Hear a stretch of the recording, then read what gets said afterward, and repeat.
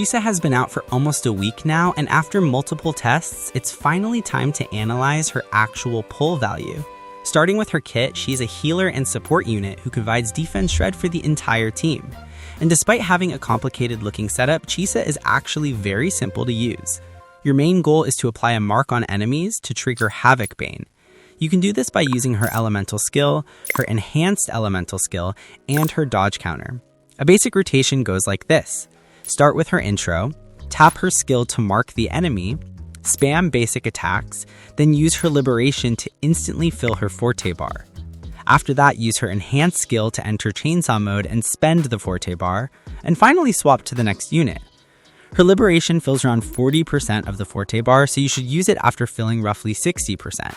Her intro also fills a good chunk of her bar, so always use it for smoother and faster rotations. To spend her Forte bar even faster, you can hold basic attacks, which leads to noticeably quicker rotations. Now coming to her highlights, starting with her outro, where she provides up to 12% defense shred. This is solid, but as I said earlier, defense shred is universal, so any DPS can use it. However, her kit becomes extremely strong when you run her with units that apply negative statuses, such as Havoc Bane, Arrow Rover's Arrow Erosion, Zani's Spectral Frazzle, Phoebe's Spectral Frazzle, Electro Flare, and Future Fusion Burst. With these active, her defense shred increases up to 18%. She also has absolutely no issues applying Havoc Bane in multi-wave content. If your DPS applies a negative status and defeats an enemy, the next enemy gets marked automatically without swapping, making her even easier to use in practical gameplay. And unlike Chikona, whose outro forces you to swap into your main DPS immediately, Chisa is completely flexible. She can be used as the starting unit in your rotations, which opens up multiple team possibilities. For example, you can play Chisa, Sanhua, and Cartethyia, or you can replace Sanhua with Arrow Rover. This allows Chisa to function as a pure healer, a damage dealer, and a defense shred support in virtually any team in the game. Coming to her use cases, she is an upgrade to Arrow Rover in Cartethia's team, performing around 6 to 7% better. She can also be played in Zani teams in the third slot, replacing Shorekeeper, but after testing, it is not a noticeable upgrade. As mentioned earlier, her defense shred is universal, so the 12% can be applied to any character. But here are the problems. She is not better than Verina and Shorekeeper in traditional teams, and she actually performs worse. She does have way more personal damage than Shorekeeper and Verina, but her rotation is longer than both of them, leading to no real damage increase for the team. The teams where she performs better than Shorekeeper are the negative status teams, but she is nowhere close to replacing Siakana and Cartethia's team or Phoebe at Spectro Frazzle, so if you are thinking of pulling her to replace them, it's not happening. As a third slot, she performs better, but Spectro Frazzle teams with Zani and Phoebe, or Arrow Erosion teams with Cartethyia and Siakana are already broken, and count among the strongest teams in the game. So is it really worth wasting 80 pulls for a 5% upgrade in teams that don't even need it? Talking more deeply for players who want to get her as a backup for Phoebe or Siakana, she performs around 50% worse than both of them in their respective teams, which is not recommended. But for characters like Cartethyia, who scale from HP, traditional attack buffers are useless, which gives Chisa slightly higher value. Talking about her setups, her best in-slot echo set is Thread of Severed Fate with the 2-piece Havoc damage bonus, especially in Cartethia's team. You can also slot her into Rejuvenating Glow in Zani teams or Mono Havoc teams. This will decrease her personal damage, but buff the entire team, which makes up for it. And for smooth rotations, you should aim for around 125% energy recharge. For players who don't have Shorekeeper, Chisa is actually a solid temporary option.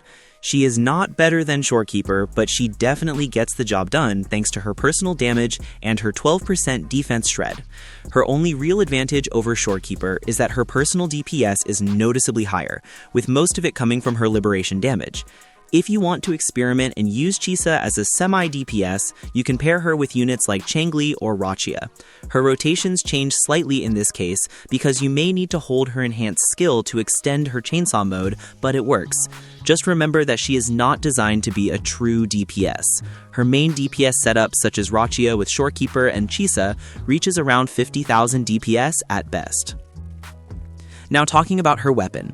For pure personal damage, her signature performs roughly 12% better than Lupa's signature, which is her second best option. However, Chisa's weapon also provides team-wide buffs similar to Lupa's weapon, giving it strong value for supportive playstyles. Even then, for new players, I never recommend pulling signature weapons for supports. A DPS signature weapon always provides more overall account value and outperforms support signatures every time. But if you want to vertically invest into Chisa specifically, her weapon is genuinely a strong option. Chisa's current pull value depends heavily on the state of negative status teams. Right now, the game only has 2 major teams that genuinely benefit from her: the Arrow Erosion team with Cartethyia and the Spectro Frazzle team with Zani and Phoebe. In Spectro Frazzle, she is not an upgrade, while in Cartethia's team, she performs about 5 to 6% better than Arrow Rover. Her real potential lies in future mechanics. With the release of Booling, Electro Flare enters the game as a new negative status, and later we expect Fusion Burst and Glacio Chafe to arrive. These additions would drastically raise her value, because Chisa's entire kit improves dramatically when negative statuses are present. She is not meant to be the next Shorekeeper. Shorekeeper works with almost any DPS thanks to her universal buffs, while Chisa, even with Defense Shred, will shine mainly inside negative status teams. There is also a real chance that we may eventually get a Havoc Bane DPS where Chisa becomes best in slot due to perfect synergy.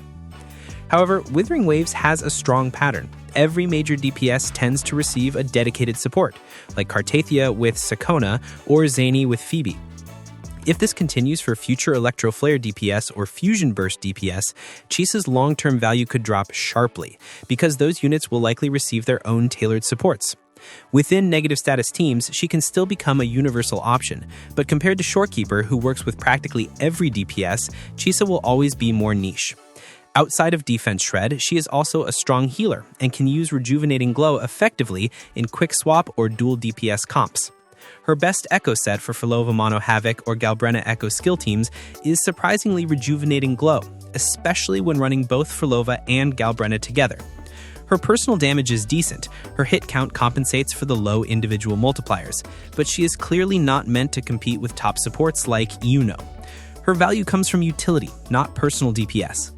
The final verdict is simple. Right now, she is not a must-pull, and she is nowhere near the pull value of units like Frolova, Cartethyia, Yuno, or Augusta.